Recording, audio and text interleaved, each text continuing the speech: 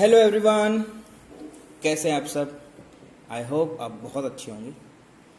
Vector के last session में हमने डिस्कस किया था parallelogram theorem.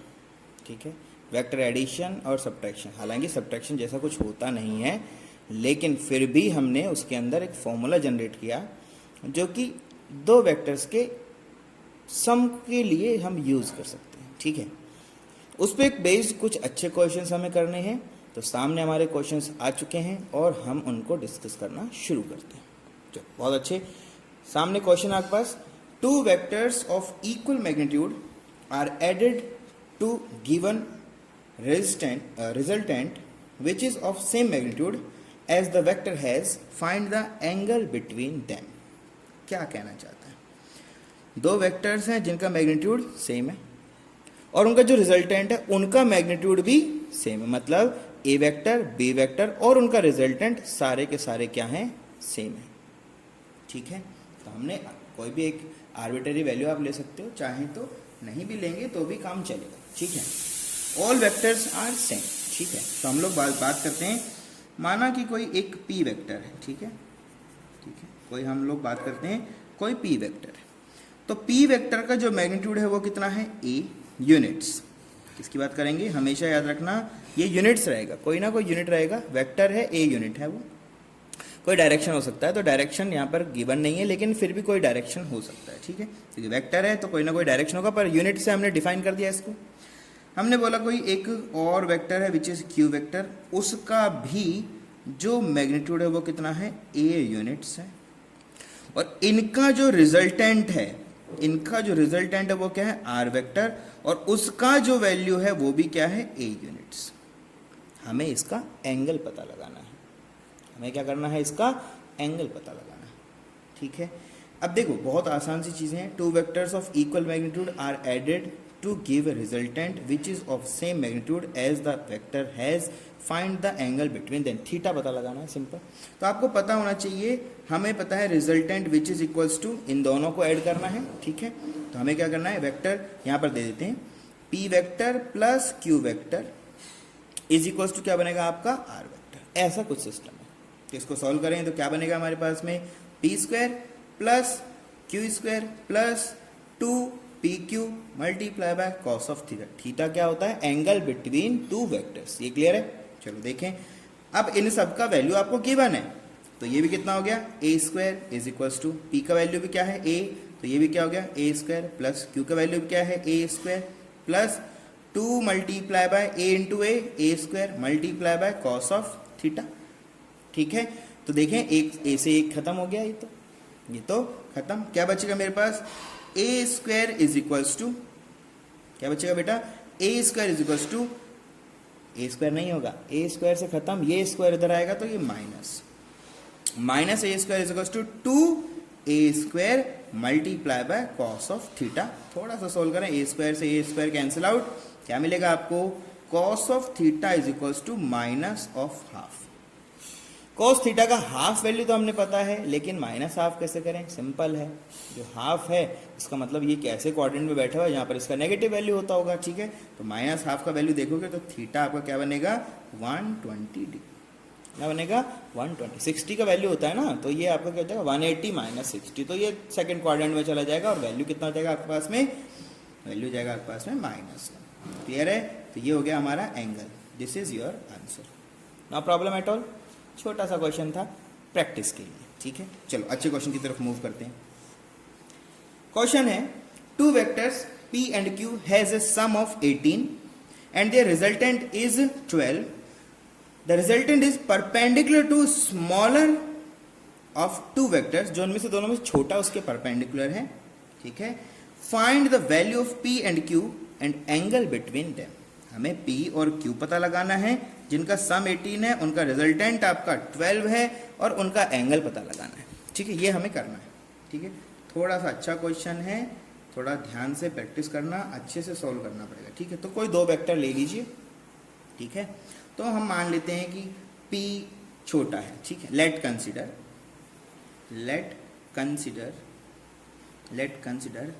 P vector is smaller, कुछ भी ले सकते हो आप, चाहें तो बड़ा भी ले सकते हो इसको, ठीक है। पी वेक्टर स्मॉलर है, तो हम करना क्या है, यहाँ पे बोला गया है कि जो रिजल्टेंट है वो परपेंडिकुलर है स्मॉलर वन के, ठीक है, दोनों में जो छोटा उसके परपेंडिकुलर है, ठीक है। तो हमने बना दिया एक वेक्टर तो यहाँ पर, ठीक है, ये बोला हमने कोई छोटू वेक्टर है पी, छोटू वैल्यू है, इसके परपेंडिकुलर कौन है, इनके परपेंडिकुलर इनका रिजल्टेंट है, ठीक है।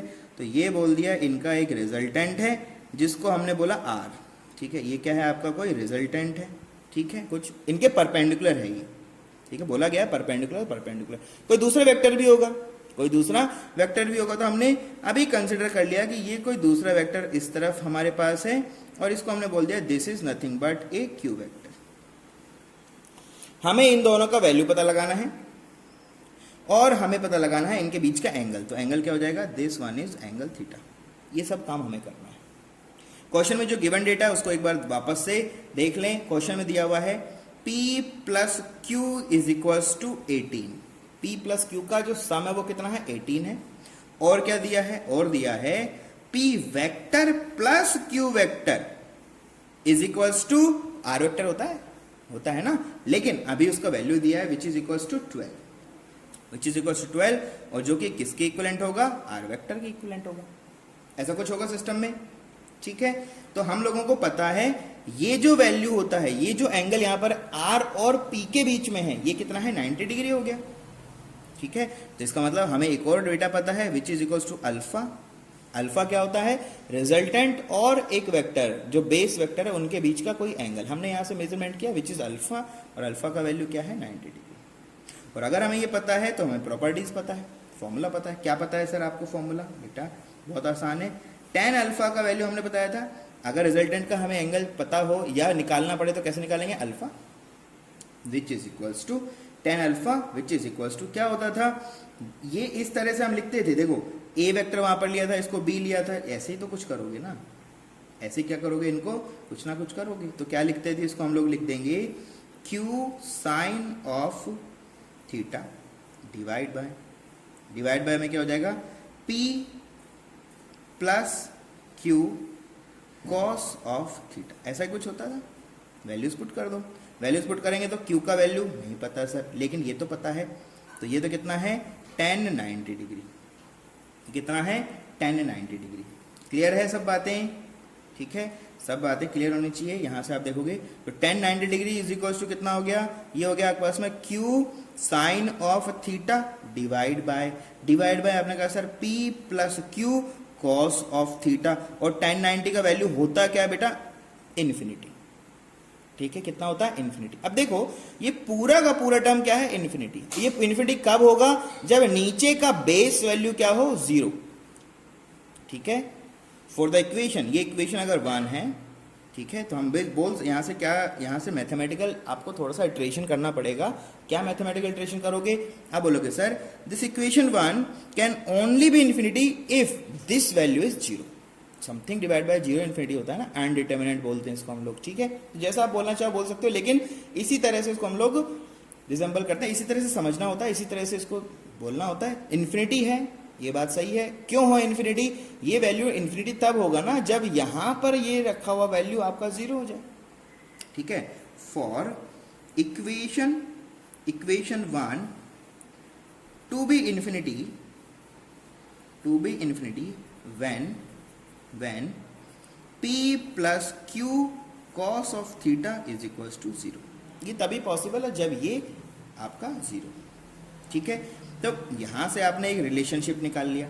क्या रिलेशन निकाला, आपने कहा सर इसका मतलब है Q cos of theta के जगह हम लोग क्या पुट कर पाएंगे, इन फ्यूचर हम लोग माइनस P का वैल्यू पुट कर सकते हैं।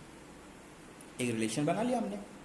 जैसे रिलेशन बनाया अब लगा दो रिजल्टेंट का वैल्यू, भाई इनका रिजल्टेंट है, तो आपने कहा sir R square is equal to क्या हो जाएगा, nothing but P square plus Q square plus 2pq multiply by cos of theta, और इसका वैल्यू मुझे पता है विच इज इक्वल टू 12 का स्क्वायर। इसका वैल्यू कितना होगा, 12 का स्क्वायर। मुझे यहां से एक रिलेशनशिप बनाना है, क्या करना है, रिलेशनशिप बनाना है। क्लियर है सब बातें, तो देखिए क्यू कॉस थीटा के क्या पुट कर सकते हो, माइनस पी, वैल्यूज पुट करते हुए चलो, ठीक है। क्या कर देंगे, R square is equal to P square plus Q square plus 2 multiply by P, और इस पूरे टर्म की जगह क्या पुट कर दिया, माइनस ऑफ पी। ठीक है, ये सब एक 12 के स्क्वायर के इक्विवेलेंट है, ये हमें पता है, ये हमें पता है, ये 12 के स्क्वायर के इक्विवेलेंट है। ठीक है, तो ये भी आपका 12 के स्क्वायर के इक्विवेलेंट है। तो ऐसा कुछ कर सकते हो आप, नो प्रॉब्लम एट ऑल। रखो इसमें वैल्यूज। ठीक है, तो अब इस इक्वेशन को लेके चलते हैं, इसको आर को यहाँ से हटा देते हैं। क्या हो गया ये बन गया आपके पास में P square plus Q square minus 2p square is equals to 12 का स्क्वायर। ये हो गया p स्क्वायर 2p स्क्वायर। तो क्या बनेगा आपके पास में, आपके पास इक्वेशन आ जाएगा। क्या इक्वेशन आ जाएगा आपके पास, आ जाएगा Q square minus P square is equals to 12 का होल स्क्वायर। एक इक्वेशन तो ये हो गया, एक इक्वेशन ये हो गया। तो इनको अगर आप सॉल्व भी करना चाहें तो इसको लिख सकते हो कि नहीं लिख सकते। इसको अगर आप लिखोगे तो क्या लिखा हुआ है, स्क्वायर स्क्वायर है, पूरा रूट करोगे। ठीक है, पूरे का रूट करोगे तो कैसे बनेगा, इसका अंडर रूट करोगे, 1/2 करोगे। ठीक है, तो ओपन करोगे तो क्या बनेगा, क्या बनेगा, ये आपने कहा सर इसको लिख सकते हैं हम लोग q plus P multiply by q minus P is equals to 144। लिख सकते हो आराम से। A square minus B square equals to से, तो A square minus B square क्या होता है, A plus B minus multiply by A minus B, यही सब होता है। इसको यहाँ से ऐसे लिख सकते हो। ठीक है, एक तो यहाँ से आपको पता लगेगा। ठीक है, यहाँ से आपको पता लगेगा। अच्छा, q प्लस पी का वैल्यू तो हमें पता है पहले से 18 है, तो कितना हो जाएगा q minus P is equals to 144 divide by 18 which is equals to 8, which is equals to 8। तो एक इक्वेशन तो हमारे पास यहाँ से आ गया, इक्वेशन आ गया कि q माइनस पी हमारे पास क्या हो गया, देखो यहाँ से बड़े आसानी से आप लिख दो q माइनस पी का वैल्यू कितना है 8, और देखो जरा q प्लस पी का वैल्यू कितना है 18। दोनों को छोटा इक्वेशन है, सॉल्व कर सकते हो। जैसे ही सॉल्व करोगे, ठीक है, तो यहाँ से q का वैल्यू सिंपल आपके पास मिल जाएगा, q और p का वैल्यू आपके पास मिल जाएगा। तो q इज इक्वल्स टू यहाँ से कितना मिलेगा आपको 13, और p का वैल्यू आप इस इक्वेशन में से पहले पुट निकालो, यहाँ पर पुट करो। ठीक है, या फिर किसी भी इक्वेशन पुट करोगे आपको मिलेगा। तो p इक्वल्स टू कितना हो गया 5। ठीक है, तो ये q और p का वैल्यू हमने फाइंड आउट कर लिया। अब हमें क्या चाहिए, थीटा। ठीक है, तो आपने कहा सर सिंपल है, यहाँ पर तो वैल्यू है q multiply by cos of theta is equals to कितना है माइनस ऑफ p। तो यहाँ से आप देखोगे तो कॉस ऑफ थीटा आपके पास कितना हो जाएगा, cos of theta minus p by q, minus p divide by q which is equals to minus p का वैल्यू कितना है 5 डिवाइड बाय, मतलब p का वैल्यू 5 है तो -5 डिवाइड बाय 30। ठीक है, तो ये आपका क्या हो गया आंसर थीटा का। आपने कहा सर इसको थीटा में तो ऐसा होता है 2 डिग्री 5 डिग्री 10 डिग्री, जरूरी नहीं है। आप हर थीटा का वैल्यू फाइंड आउट नहीं कर सकते। जब तक आपके पास कैलकुलेटर ना हो तब तक आप हर किसी थीटा का वैल्यू फाइंड आउट नहीं कर सकते। क्लियर है, तो आप ऐसे भी इसको छोड़ सकते हो, नो प्रॉब्लम एट ऑल।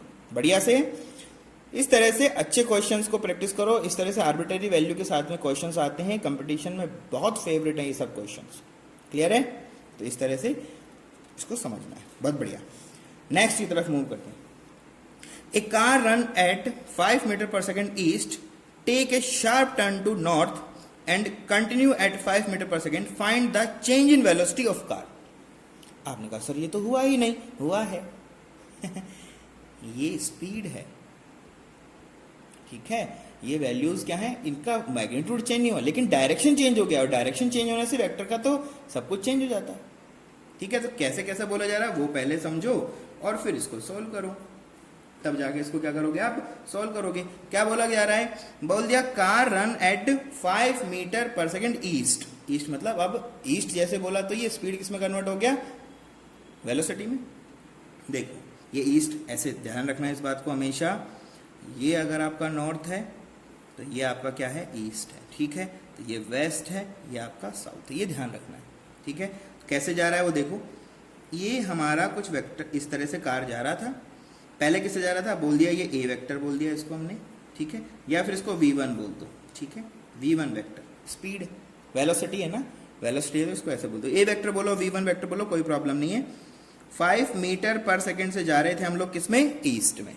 अचानक से टर्न लेके कहां मुड़ गए, अचानक से टर्न लिया और किधर चले गए, नॉर्थ में। शार्प टर्न लिया, नॉर्थ में चले गए। स्पीड सेम रखा है इन्होंने अपना, या वेलोसिटी जो भी बोलना चाहो। ठीक है, तो इन्होंने बोला कि जो v2 है या फिर उसको आप बोल सकते हो b वेक्टर, वो सेम है अभी भी कितना है 5 मीटर पर सेकेंड से ऐसे हो गया। हमें क्या पता लगाना है, change in velocity. Change in velocity अगर हमें पता लगाना है तो आपने कहा सर चेंज इन वेलोसिटी होता है final velocity minus initial velocity. क्या ये ऐसा लिखा हुआ है v2 vector plus minus of v1 vector? क्योंकि हम तो सिर्फ एडिशन करना जानते हैं, सब्ट्रैक्शन का हमारे पास कोई फॉर्मूला नहीं है। डिराइव कर सकते हैं, बना सकते हो नया फॉर्मूला, यूज करने के लिए हम हमेशा ऐसे यूज करेंगे। क्यों? क्योंकि ये कंसेप्ट बेसिकली ऐसे ही है, उसको हम अलग अलग फॉर्म में इस तरह से डेवलप कर सकते हैं। डेवलप कर सकते हो, वो प्रॉब्लम नहीं है। तो आपने कहा सर हाँ बिल्कुल लिख सकते हैं। इसका मतलब क्या कहना चाहते हो? बेटा ये v1 है, इसका अपोजिट, इसका क्या करना है अपोजिट। तो पहले इसको हमने रिकंस्ट्रक्ट किया। कैसे किया? आपने कहा देखो सर इस वेक्टर को पैरेलल शिफ्ट करके यहां ला सकता हूं, कोई प्रॉब्लम नहीं। तो आपने बोला ये आ गया शिफ्ट करके। v1 इस तरफ था, ये भी कोई दिक्कत नहीं था। आपने कहा सर v1 वेक्टर इधर था, v2 वेक्टर इस तरफ था। हमने क्या किया है, हमें माइनस v1 चाहिए। हमें क्या चाहिए? माइनस v1 चाहिए। तो आपने कहा सर ये जो सामने इसका हम अगर इसको अपोजिट कर दें, इसको उलट दें, इसको पलट दें, ठीक है, तो ये क्या बनेगा आपके पास में माइनस ऑफ v1 वेक्टर। क्या बनेगा? Minus of v1 vector. ये दोनों को ऐड कर दो, माइनस v1 का वैल्यू आ गया आपके पास। समझ रहे हो चीजों को? ठीक है, समझ रहे हो चीजों को? तो 1 माइनस, देखो एंगल से फर्क पड़ता है, ठीक है, एंगल से फर्क पड़ता है, बाकी कोई चेंज नहीं होता। अब एंगल का ध्यान दोगे तो कोई प्रॉब्लम आपको नहीं होगी। क्लियर है सब बातें? बढ़िया, चलो करो फिर इस क्वेश्चन को फटाफट। तो v2 v1 इनका हमें मैग्नीट्यूड चाहिए, डेल्टा v इससे रिजल्टेंट आएगा, इनका रिजल्टेंट क्या होगा? डेल्टा v होगा। तो आपने बोल दिया डेल्टा v कैसे होगा, इन दोनों का देखना है। तो कैसे निकलेगा? कैसे निकलेगा? तो आपने कहा sir v2 square plus v1 square plus 2v1 क्या होगा? 2v1 multiply by v2 multiply by cos of, पहले ये थीटा था, पहले ये थीटा था, अब कितना हो गया मेरे पास में 90 माइनस थीटा। ठीक है, कितना हो गया? 90 माइनस थीटा। ठीक है, तो इस तरह से आप देखोगे तो हमें देखो बिल्कुल आसान सा काम हमें करना होता है। ठीक है, कोई आसान सा काम हमें करना होता है, उसी में देखो बिल्कुल आसान सी बात है। तो 90 माइनस थीटा रखना है हमको, 180 माइनस थीटा रखना है, तो माइनस थीटा हो जाएगा। ये 1 कितना हो जाएगा? 180 माइनस थीटा, क्योंकि पहले ये थीटा था, ठीक है, ये थीटा होता है दो एंगल्स के बीच का, टेल टू टेल लगा के ऐसे होता है। अब इसको आपने माइनस किया तो this value is 180 minus theta. अब बोलोगे सर 90 डिग्री है, वो अलग चीज है, वो उससे कोई दिक्कत नहीं है, हमें तो मैग्नीट्यूड काउंट करना है। ठीक है, आप डायरेक्ट चाहो तो फॉर्मूला लगा सकते हो, that is not a big deal. तो कितना हो जाएगा? सिंपल लिखोगे v2 square plus v1 square minus 2v1 multiply by v2 multiply by cos of theta. कितना हो गया? Cos of theta. ठीक है, अब हमें पता है कि ये थीटा का वैल्यू तो सर जी कितना है? 90 डिग्री। पुट कर दो, पुट कर दो, 90 पुट करोगे खत्म। कितना बचा मेरे पास में बेटा? v2 square plus v1 square is equal to कितना बनेगा? डेल्टा v का होल स्क्वायर। ठीक है, तो v1 का वैल्यू कितना है? 5 मीटर पर सेकंड। तो 5 का स्क्वायर क्या बोलोगे? प्लस 5 का स्क्वायर, तो क्या बनेगा? डेल्टा v का होल स्क्वायर। तो डेल्टा v कितना हो जाएगा? डेल्टा v इसका रूट, तो 25 प्लस 25 50, रूट ऑफ 50। ठीक है, या फिर बोल दोगे 2 इंटू 25। ठीक है, क्या बोलोगे? 2 इंटू 25, तो क्या लिखोगे? 5 रूट ऑफ 2। क्या हो जाएगा? 5 रूट ऑफ 2। कैसे किया है वो देख लो, बिल्कुल आसान है। कितना हो जाएगा? 25 प्लस 25, इसको क्या लिख सकते हो? 2 मल्टीप्लाई बाय 25। 25 का रूट तो कितना हो जाएगा? 5 हो जाएगा, और 2 का रूट 2 रूट रहेगा, है ना। तो ये आपका क्या हो गया? आंसर। डेल्टा v का वैल्यू कितना हो गया? 5 रूट 2। यूनिट्स में रहेगा, ये ध्यान रखना, मीटर्स पर सेकंड रहेगा। ठीक है, यूनिट हमेशा याद रखना। ठीक है, एंगल हमसे पूछा नहीं गया है, हमें चेंज इन वेलोसिटी बताना था, तो ये हो गया, कितना चेंज आ गया हमारी वेलोसिटी। क्लियर है सब बातें? नेक्स्ट क्वेश्चन की तरफ मूव करें। क्वेश्चन है, a car running at 10 metre per second west take a sharp turn to north and continue at 10 metre per second. If it takes 2 seconds in turning find acceleration of car. पहले हमसे velocity का change पूछा था, अब हमसे क्या पूछ रहा है? एक्सेलरेशन। सेम कंसेप्ट है, कोई प्रॉब्लम इसमें होना नहीं चाहिए। आपने कहा सर पहले ये जा रहा था वेस्ट में, ध्यान से, डायरेक्शन इंपॉर्टेंट है, डायरेक्शन इंपॉर्टेंट है। देखो डायरेक्शन इंपॉर्टेंट है, डायरेक्शन क्या बोल रहा है, वेस्ट, तो मैंने आपको बताया हुआ है, ठीक है। ये क्या है, नॉर्थ है, तो ये क्या है मेरे पास में, ईस्ट है, तो ये मेरे पास क्या है, वेस्ट है, ये मेरे पास साउथ है, तो हमने बोला वेस्ट में जा रहे थे पहले, ठीक है। तो v1 वेलोसिटी के वेक्टर से हम लोग नॉर्थ में बढ़ रहे थे, फिर अचानक से क्या हुआ, शार्प टर्न हुआ, कहां पर, नॉर्थ में, ऊपर चले गए।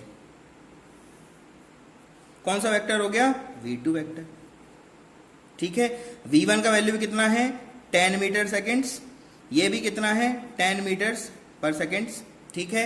अब बोलता है कि टर्न लेने में इसको 2 सेकंड का टाइम लगा है, तो एक्सेलरेशन बताओ, क्या बताओ, एक्सेलरेशन। आपने कहा सर पहले तो चेंज इन वेलोसिटी पता लगेगा तब तो एक्सेलरेशन पता लगेगा, क्यों ऐसा बोलते हो भाई? देखो हम लोग डिफरेंशियल पढ़ चुके हैं, डिफरेंशियल में साफ साफ पढ़ चुके हैं कि change, rate of change of velocity ही क्या होता है, rate of change of velocity क्या होता है, एक्सेलरेशन। तो अगर हमें एक्सेलरेशन चाहिए जो कि क्वेश्चन की रिक्वायरमेंट है, तो हमें क्या पता लगाना पड़ेगा, डेल्टा वी, और उसके लिए जो टाइम होगा वो कितना हो जाएगा, डेल्टा टी। तो डेल्टा टी का वैल्यू तो हमें गिवन है, ठीक है, ये तो हमें गिवन है। तो आपने कहा सर हमें जो पता लगाना है पहले डेल्टा वी, तो डेल्टा वी तो हम लोग जानते हैं हमेशा क्या होता है, फाइनल वेलोसिटी माइनस क्या होता है, इनिशियल वेलोसिटी। तो क्या लिखना है बेटा, इसको क्या लिखना पड़ेगा इसको, तो आपने कहा सर देखो इसको लिख सकते हैं हम लोग v2 vector plus minus of v1 vector, ऐसा लिख सकते हैं। इसका डायरेक्ट फॉर्मूला हमें पता है वैसे तो, ठीक है। तो डेल्टा v वेक्टर का whole square is equal to कितना हो जाएगा, v2 vector square plus v1 vector square plus 2v1 v2 multiply by cos of 180 minus theta, क्योंकि ये चेंज करेगा। तो आपने कहा सर कैसे कर दिया आपने, हमें तो पता नहीं चला। अरे लास्ट में ही तो किया था यार, हमें इसका माइनस भी तो लेना पड़ेगा, माइनस अपोजिट में होगा, तो इसको ट्रांसफॉर्म करके यहाँ पर लाया पहले में, ठीक है। वही सब काम हुआ है, वो अलग से कुछ भी नहीं है, बस थोड़ा सा समझने का बात है, ठीक है। यहाँ पर ये वेक्टर पहले ऐसे था, माइनस वेक्टर कैसे लोगे, अपोजिट। तो पहले इनके बीच का जो एंगल था वो कितना था, थीटा था।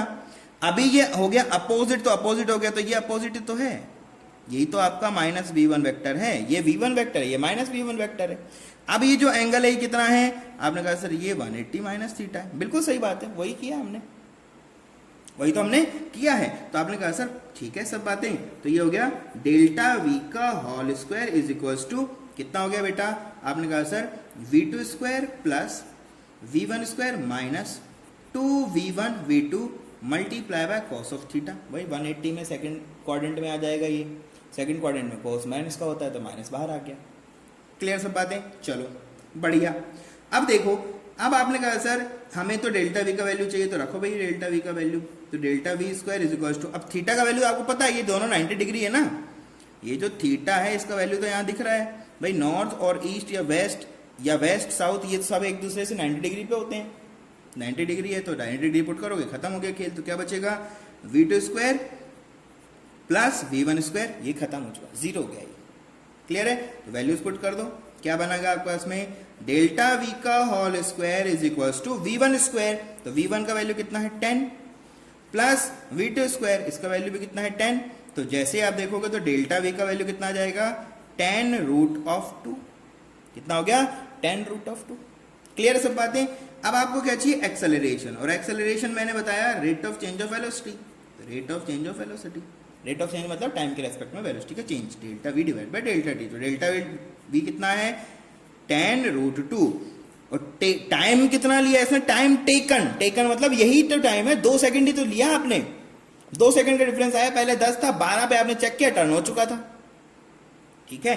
तो वैल्यू कितना हो गया डेल्टा टी का 2, तो वैल्यू कितना हो गया मेरे पास में 10 रूट 2 डिवाइड बाय रूट 2 से रूट 2 कैंसिल, तो क्या बचेगा 10 डिवाइड बाय रूट 2 मीटर्स पर सेकंड स्क्वायर। ये हमेशा क्या रहेगा, मीटर्स पर सेकंड में, ये किस में रहेगा, मीटर्स पर सेकंड स्क्वायर। तो ये हो गया आपका आंसर। ध्यान बस आपको देना है, थीटा एंगल होता है जब इस तरह से बना है, इस तरह से जा रहा है, ये इस तरह से जा रहा है, इसको ट्रांसफॉर्म करके यहां पर बना सकते हो आप, कोई दिक्कत नहीं है। आपका इनिशियल वैल्यू था इस तरह से, माइनस वैल्यू लेना है, अपोजिट कर दो, ये माइनस हो गया। अब इनके बीच का जो एंगल है वो कितना है 180 माइनस थीटा है, जो भी वैल्यू होगा यहाँ पर पुट कर दोगे, आंसर आता चला जाएगा, ठीक। ठीक है, आप चाहें तो डायरेक्टली माइनस वाला फॉर्मूला याद रख सकते हो, आप चाहो तो इस तरह से उसको ट्रांसफॉर्म करो, ये ज़्यादा अच्छा प्रैक्टिस है। ठीक है, ये प्रैक्टिस क्या है आपकी, ज़्यादा ठीक है। क्लियर है, बहुत बढ़िया। नेक्स्ट क्वेश्चन पे मूव करते हैं। A plane moving with velocity v turn by theta angle, theta angle से टर्न हो जाए तो क्या करें, थीटा एंगल से अगर हम टर्न कर जाएं तो क्या करें। आपने कहा सर ये तो ऐसा तो कोई प्रॉब्लम इसमें है नहीं, ठीक है, ऐसा तो कोई प्रॉब्लम इसमें है नहीं, वही सब काम करना है, एंगल थीटा से टर्न हो जाए, स्पीड उसका सेम है, फाइंड चेंज इन वेलोसिटी, वही सब काम करना है। देखो अब आपने कहा सर किधर जा रहे हैं हम लोग, कुछ कहीं भी चल दो यार, थीटा एंगल मेजर करना होता है ना, तो आपने कहा सर पहले हम लोग क्या कर रहे थे, ऐसे जा रहे थे, v वेलोसिटी से v1 वेक्टर से ऐसे जा रहे थे स्पीड से, किसी थीटा पे चले गए। थीटा पे कैसे जाते हैं, हॉरिजॉन्टल के साथ में मेजरमेंट होता है एंगल का, ये ध्यान देना है। तो आपने कहा सर थीटा एंगल पे चले गए, तो आप अब यहां चले गए, ये हो गया आपका v2 वेक्टर, ठीक है। और हॉरिजॉन्टल के साथ में ये जो एंगल इसने बनाया है ये कितना है, थीटा। तो अगर मैं चाहूं तो इसको टेल से टेल लगा दूं अगर, तो थीटा एंगल मुझे पता चलेगा, टेल से टेल लगा दूं तो एंगल थीटा पता चल जाएगा। कैसे, तो आपने कहा सर ये हो गया हमारा v2 और ये हो गया सर हमारा v1, ठीक है। अब ये एंगल कितना हो गया दोनों का, थीटा। कैसे कर दिया, अरे यार सिंपल है, इसको मैं पैरेलल शिफ्ट कर सकता हूं, यहां पे पैरेलल शिफ्ट तो कर सकता हूं, वही किया है मैंने, पैरेलल शिफ्टिंग कर दिया, यहां पर आ गए, टेल से टेल लगा दिया, क्या दिक्कत है, पहले हेड टू टेल था, अब इसको टेल को उठाया पैरेलल शिफ्ट करके यहां ले आया, तो ये ऐसा बन गया। क्लियर सब बातें। अब v1 का वैल्यू कितना है v, v2 का जो मैग्नीट्यूड है वो भी कितना है v, वो भी कितना है v, हमें इसको चेक करना है कितना इसका चेंज इन वेलोसिटी हुआ। तो आपने कहा सर देखो चेंज इन वेलोसिटी जो होता है वो हमेशा होता है v2 vector minus v1 vector, ये तो हमेशा सर यही होता है, ठीक है। तो इसको अगर चाहें तो आप कैसे लिख सकते हो, आप इसको लिख सकते हो v2 vector plus minus of v1 vector. तो v1 का अपोजिट देखना पड़ेगा उस कंडीशन में, क्या करना पड़ेगा, v1 का अपोजिट देखना पड़ेगा। तो आपने कहा सर ये रहा v1 का अपोजिट, ये क्या है हमारे पास में, माइनस v1 वेक्टर है जिसका मैग्नीट्यूड v ही है। लेकिन अब देखो जी एंगल जो अब बचा है वो कितना है, 180 माइनस थीटा। हमें कैलकुलेशन में एंगल कौन सा लेना होगा, 180 माइनस थीटा। क्लियर सब बातें, चलो बढ़िया, आओ फटाफट से मूव करते हैं।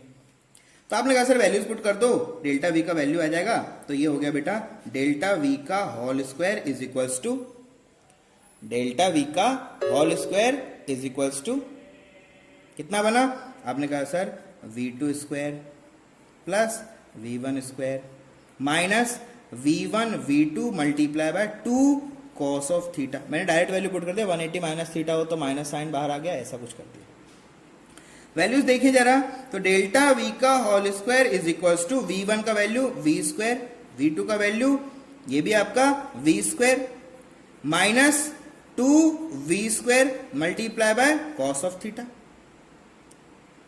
Multiply by cos of theta. Clear है। तो यहां से आप देखोगे तो पूरा का पूरा वी स्क्वायर यहां से मैं कॉमन ले सकता हूं, पूरा वी स्क्वायर में यहां से कॉमन ले सकता हूं, ठीक है। तो क्या बनेगा 1 + 1 और ये -2 ऐसा कुछ, ठीक है।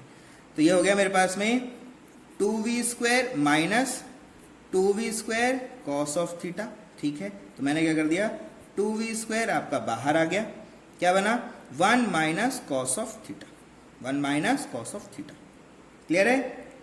1 minus cos of theta trigonometry का फंक्शन मैंने आपको बताए हुए हैं, ट्रिग्नोमेट्री के फंक्शंस मैंने आपको बताया। 1 माइनस कॉस ऑफ थीटा क्या होता है, बहुत सारी प्रॉपर्टी होता है। तो क्या होता है बेटा 2 साइन स्क्वायर थीटा बाय 2, क्या होता है 2 साइन स्क्वायर थीटा बाय 2।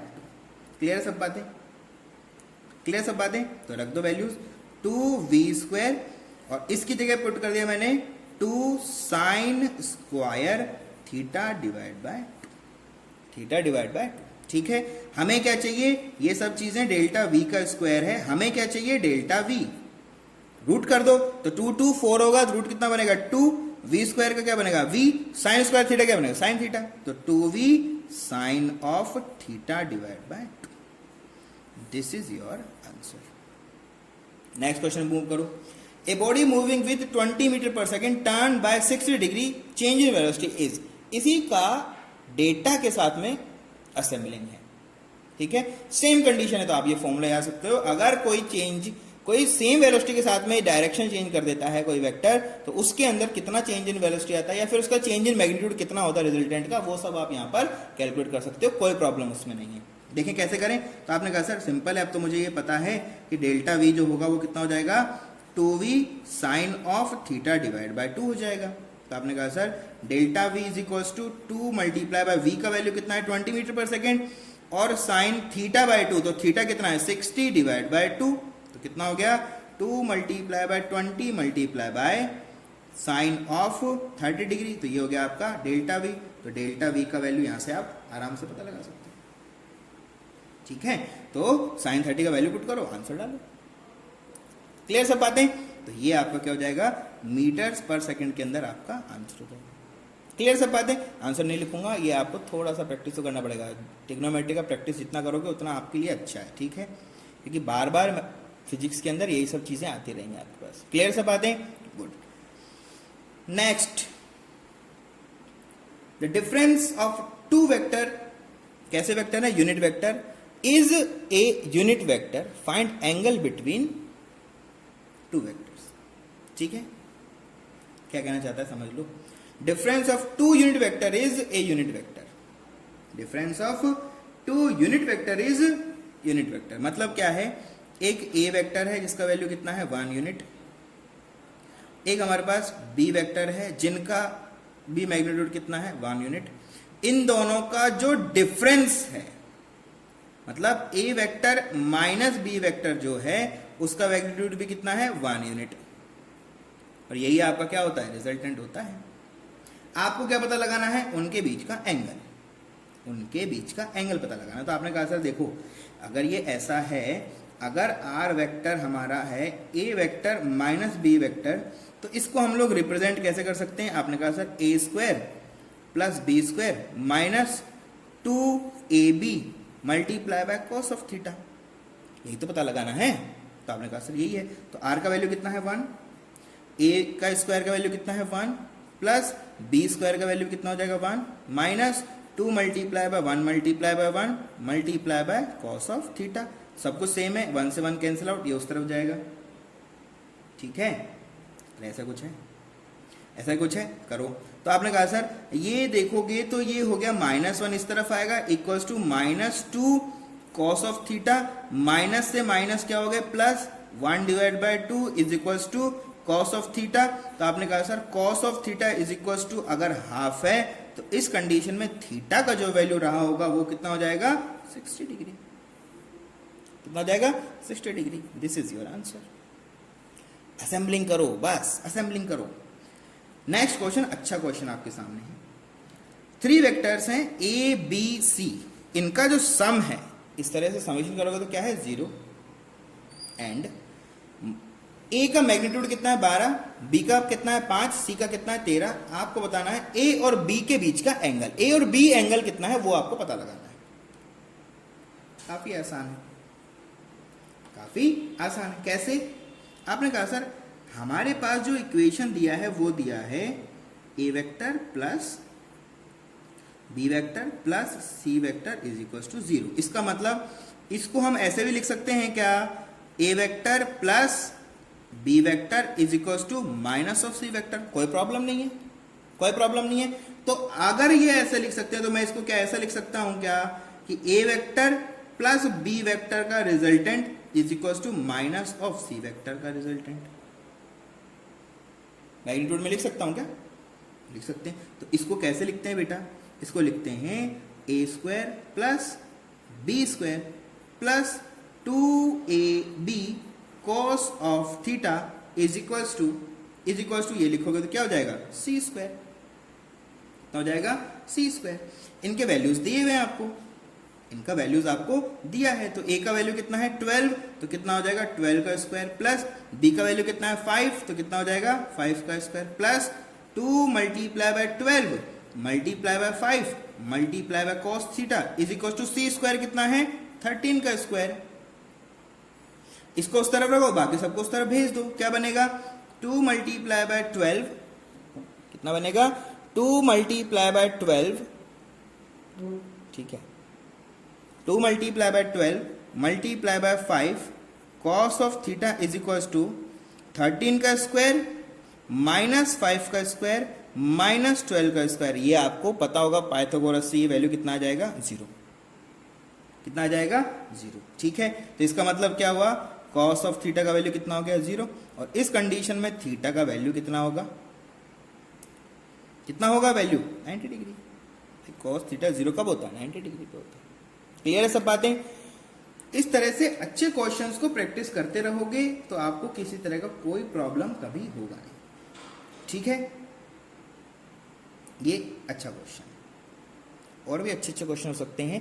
ठीक है, तो अच्छे क्वेश्चंस का प्रैक्टिस करें, कहीं से भी कोई भी बुक लें आप और उसके अंदर अच्छे से क्वेश्चंस का प्रैक्टिस करते रहें। क्लियर है, stay safe, stay blessed, subscribe the channel, like the video, comment on the video. Thank you very much.